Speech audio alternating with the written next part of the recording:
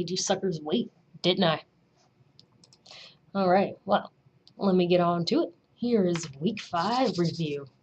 Of course, starting with the all-important one, me. Alright, Week 5. The AnCapistanians against Jim Bob's Cooters. Ugh. Alright, the AnCapistanians played out of their minds. That was me. Registering the highest point total they've scored this season to get past Jim Bob's Cooters, 108.58 to 82.40. The AnCapistanians piled up 22.2% more points than projected, which was 88.89. Jim Bob's Cooters fell short of expectations and got just 89.1% of their projected 92.45 points. Jim Bob's Cooters was led by the tag team of Devonta Freeman with 19.80 points and Matthew Stafford, who scored 18.80 points. To make matters worse, Jim Bob's Cooters had a starter score 0 points, Michael Floyd. The AnCapistanians, 3-2 with 509.34 points, climbs into 7th place. 7 is my favorite number, just in case you want to know. While Jim Bob's Cooters, who is now 1-4 with 453.52 points, stays down in 16th place. Oh, sad story for you, sir. No, not really. Your name is still disgusting. Stop with that. That's super gross. And you just better not be going around grabbing girls by the cooter. Or by the... Well, I'm not going to say that because there'd be some sensitive people around, especially if you grab them by the cooter. Now, a team has no name against Imma Lose to Kim, who is now starting to lose to other people. Ah, jeez. A team has no name put on a show in this matchup, registering the second highest point total this week to annihilate Imma Lose to Kim, 128.44 to 69.36. 69. But you're grabbing people by the cooter, aren't you? Anyway, this is the kind of victory the grandchildren will hear about. The 59.08 point margin of victory was the 5th highest recorded in the league this season. Free falling like Tom Petty, Imma Lose to Kim suffered a significant drop in scoring from last week's 102.84 to 65.58 win against Atlas Stab, who Atlas Stab just sucks all the time. Anyway, the buck stops with Imma Lose to Kim following this setback, as they had 2 starters score 0 points, Kamar Aiken and Justin Forsett. A team has no name, who's 4-1 with 512.52 points, climbs into 2nd place, and Imma Lose to Kim, who is now 3-2 with 436.20 points, drops to 11th place. Oh, that must hurt. That's okay. I don't really care about your feelings. Nobody cares about your feelings. We don't care about feelings here. Sorry, you lost. Alrighty, look at this matchup. Strippers for Christ against the Sons of Odin. Strippers for Christ got 27.70 points from Martellus Bennett and 20.20 from Tyrell Williams to thump the Sons of Odin, 101.70 to 48.10. Goodness. The Sons of Odin has had a string of bad luck lately and is on a 3-game losing streak. Rashard Matthews led the Sons of Odin with 11.20 points, while Darren Sproles racked up 8.80.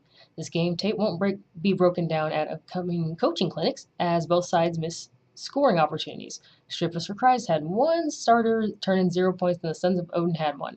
Strippers for Christ, now 3-2 with 477.36 points, climbs into 8th place, which, by the way, is a place under me, woman. So what? Still get my revenge. Anyway, while the Sons of Odin, now 1-4 with 404.26 points, sinks into the cellar. Oh, sad for you. And 48.1 points? Like, what in the world? Like, let me see what your team did last week. That's pretty sad.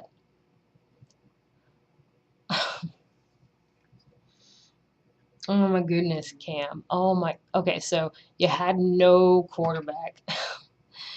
Didn't even start a quarterback. And then you had Willie Snead on a bye. I'm still trying to figure out why in the heck you joined the league if you're not even going to move your people off the bench and actually put them into play. It's like, you know, I can understand, you know, like having the people on the bench saying, "Coach, put me in," because, you know, they're like 3rd string or something. And they're like, "Coach, just put me in. I can bring this team and we can win." But like literally you had the starting quarterback on the bench like, "Coach, put me in," because you obviously you have to play a quarterback. Like, that's the point of football. You have to play a quarterback. You can't just go in there having wide receivers and tight ends and running backs, but nobody to throw the ball to them. Like, what the heck? Like, so somebody's got to hike the ball to the quarterback, and the quarterback's got to throw it or give it to a running back, but you don't have a quarterback there to do that. So, goodness, pay attention to your team at some point and move the people.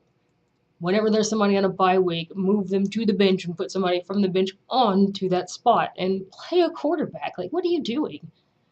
Oh, Lord, no wonder why Sarah beat the pants off you. Gosh, man, you got your ass kicked by strippers.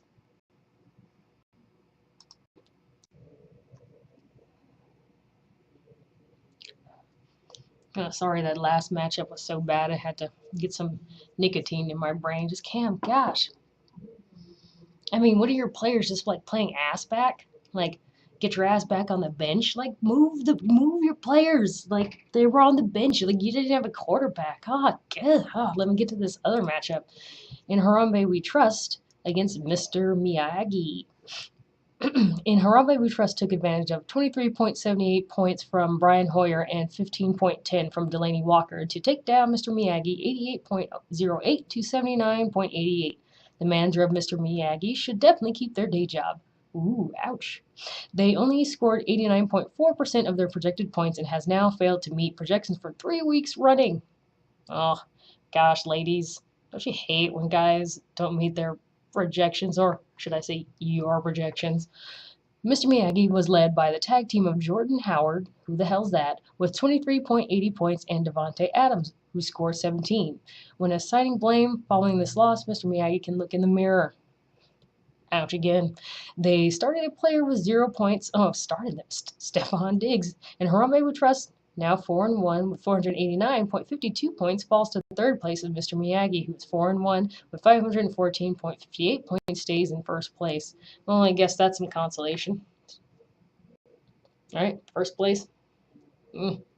Whatever.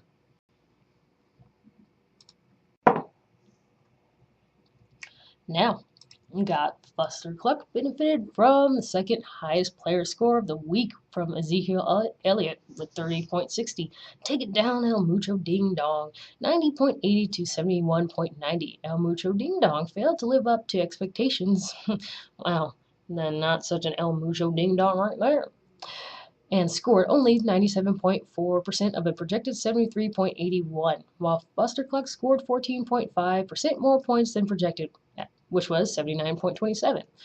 For El Mucho Ding Dong, Ben Roethlisberger and Brandon McManus played the roles of Maverick and Goose. I'm getting real tired of these. Scoring 29.20 and 12 points, respectively. Both teams left points off the scoreboard in this one, as Fustercluck started one player with 0 points, and El Mucho Ding Dong also served up 3. Fustercluck, who is now 1-4 with 432.72 points, inches up to 18th place. Ooh, inches up to 18th place. Oh my gosh, big move. While El Mucho Ding Dong, who is 1-4 with 414.44 points, sinks into 19th place. Oh man, those are some serious moves. 18th and 19th. Oh, playing with the big dogs now, huh? Not so much. Daka Prescott versus Prez. Daka Prescott picked up 28.36 points from Phillip Rivers and 18.30 from Antonio Brown to take down Prez, 115.26 to 107.08. These two teams are tied for 6th place with 3. Excuse me. Ooh, there's a little Panda Express for lunch, second time around there. 6th place with 3-2 records, but it doesn't tell the whole story, as Daka Prescott has a clear lead with 559.64 points to 473.66 points. With this win, Daka Prescott scored 16% more than projected and has now beaten expectations 3 weeks running, and still a cheating, whiny jerk. O-U-G-L-Y, PutinHarambe has no alibi, as they had trouble producing points this week and lost to Little Caesars Legion 66.80 to 51.96 Each team failed to meet expectations, but Little Caesars Legion got to the win with just 74.3% of their projected 89.85 points. PutinHarambe was led by the tag team of Minnesota Vikings defense with 16 points and Tyrod Taylor, who scored 15.76. What a sucky quarterback. This game tape won't be broken down at upcoming coaching clinics as both sides missed scoring opportunities. Little Caesars Legion had 2 starters turn in 0 points, and PutinHarambe had 4. Little Caesars Legion 4-1 now with 456.20 points, falls to 4th place, and PutinHarambe with 2-3 with 355.98 points stays in 15th place. But apparently, UGLY, y'all ugly. Vociferous Ignorance managed to beat the newly named Grammar Führers, and that's okay. That's okay. You just had a name change. It's fine. You're a winner in my heart with that team name. Anyway, Brendan Marshall and Kirk Cousins are going to have sore backs tomorrow after carrying Vociferous Ignorance to a victory over Grammar Führers, 84.10 to 67.88. They scored 21.40 and 13.30 points, respectively. While each team fell short of expectations, Vociferous Ignorance scored 86.6% of a projected 97.10 points to get the win, free falling like Tom Petty, like I haven't said that a couple slides ago. Grammar Führers suffered a significant drop in scoring from last week's 130.92 to 80.82 win against Jim Bob Cooters. Vociferous Ignorance, 3-2 with 462.58 points, climbs into 10th place, and Grammar Führers, 2-3 with 490.20 points, drops to 13th place. That's okay. You're still winning in the grammar game. Aces. Oh my, God bless capitalism. Atlas Dab beats kmJongiL's best team ever. Capitalism does win, guys. It beats socialism.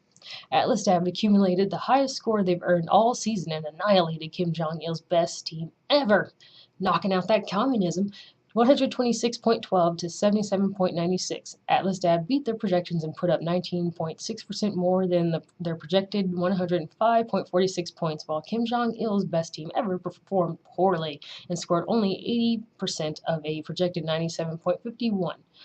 kmJongiL's best team ever was led by the tag team of Aaron Rodgers with 78.86 points and Travis Benjamin, who scored 15.20.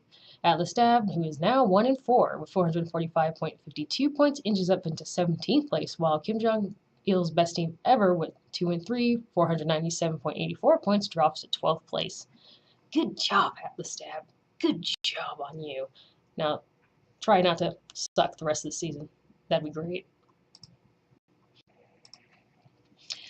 Alrighty, Nazicake apparently beats the not so in the mood for Fighting Mcafees. Apparently, Nazicake got the highest score this week and annihilated the Fighting Mcafees, 132.56 to 62.16, while the Fighting Mcafees, 2-3, is only a game back of Nazicake, who is 3-2. They're quite a bit farther behind in points, 568.8 to 417.70. This was a story for the grandchildren, with the 70.40 point margin of victory being the second highest recorded in the league this season.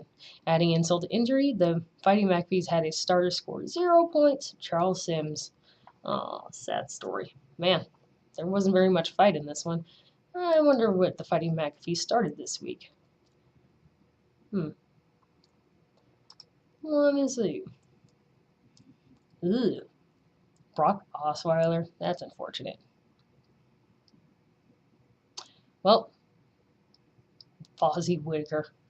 That's a cute name to name your kid. Please tell me that's a nickname and not his real name. Fozzie. Parents should be embarrassed. You know, I always wondered, okay, even in AnCapistan, I wonder if this would pass. It should. There should be a naming commission. And, you know, if you name your kid something like Fozzie, then everybody should say, look, we cannot allow you to give a child that name. We're going to name your kid John. And if you persist in trying to name your kid Fozzie, we're going to take your child away from you. We gave you a chance, but you named your kid Fozzie. And that's just embarrassing and disgusting, and you cannot have children. That's just terrible. That's terrible parenting, so I don't know. We'll see. Maybe we can get that to take off somewhere. We'll see. So, what's next for week 6? Well, we got the AnCapistanians, moi, against a team has no name. You're gonna go down. Jim Bob's Cooters against Des for Prez. Imma Lose to Kim against Mr. Me-Aggie. Strippers for Christ against El Mucho Ding Dong. I can see how that goes down. It wouldn't be a surprise if that's a tie.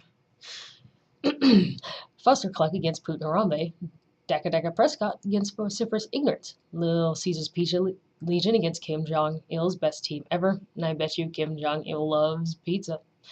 Grammar Führers against the Fighting Mcafees. Atlas Dabbed against Nazicake. And Harambe We Trust against the Sons of Odin. And oh my goodness, Cam, can you please just move your people from the bench?